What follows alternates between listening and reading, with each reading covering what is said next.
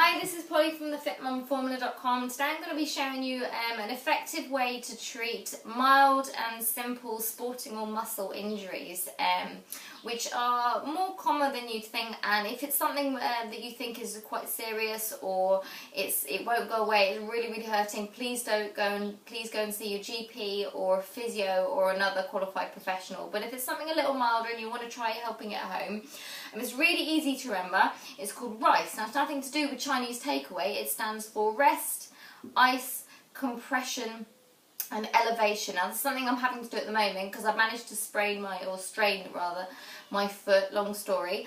But anyway, I'm going to go through each of these little methods, and they're really easy, and chances are you've got things like that you need at home. So number one, rest. That's really simple. If you're used to using that limb or muscle quite a lot, maybe it's in exercise, maybe you're walking a lot, maybe you do certain repetitive things, maybe it's lifting or something you need to do for a job, you may need to take some time off from doing that. Chill out for a little bit. You have to rest to allow your body to recover. That applies to everything, including injuries. So one, rest. I'm sure you've all got one of these or so for at home. The next one, ice. Most people, thanks Lily, cat's joining in there. Most people have some sort of ice pack for picnic bags, that kind of thing, in their freezer. If not, things like a frozen pack of peas will do. What I would advise is wrapping it in a tea towel first, because putting frozen things straight on your skin can cause some skin irritation and ice burn. So use something like a sandwich ice pack, or wrap a tea towel around something frozen. And it's really simple. Just place it on the injured area. In my case, it's my foot, and just leave it there. Or if I'm sitting here having to work, sit down, I can just put it underneath my foot. You can wrap it round using a bandage on wherever it's hurting. Ice helps reduce the swelling, reduce the inflammation, and really helps relieve the pain as well. The next one, compression. Now, these things are always useful to have in your medicine cabinet here. I've got a couple of compression socks here. They're not expensive, they don't have to be fancy. This is a slightly smarter looking ankle one here, designed for sports. I can't remember why I've got this one. I'm probably back from my dancing days. But anyway, you just wear them for a little while. It helps to support the joint or the muscle, and the compression helps reduce the swelling as well. And it reduces the likeliness of any further damage or any further injury while it's maybe a little bit weak around the area too.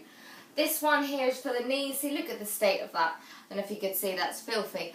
It's not fussy at all, really cheap. This is just a cut off bit of tube bandage that will go over a knee, this one, I think, or a larger arm.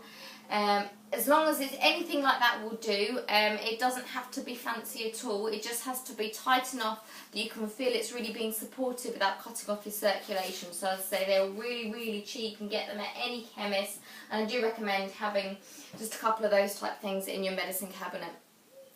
And finally, elevation. Once again, that's where this comes in handy. If possible, put it up, and it will reduce the swelling by allowing any fluid, any blood, excess blood and fluid build-up to just drain from the area, which will in turn relieve the pressure and relieve the pain as well.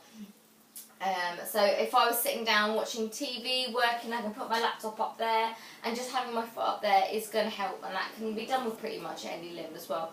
What I would say, about the one thing about the compression is you don't want to be wearing it for too long, because if you're not using your muscle because it's being supported artificially for too long, it will get weaker over the time, and you don't want to lose any strength in your muscle. A bit like when somebody breaks something and they're in a cast. It takes some time to do a bit of rehab and build up the muscles again, because they've not been using those muscles. So the same thing that applies.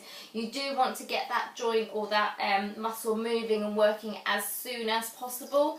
But just at first, in that kind of acute phase when it's really painful, just ease the pressure a little bit and give it a bit more support. But as soon as you can start moving again, start walking and take these off, do that, and it'll what you don't use, you lose. So get back to using those things and get active as soon as you can.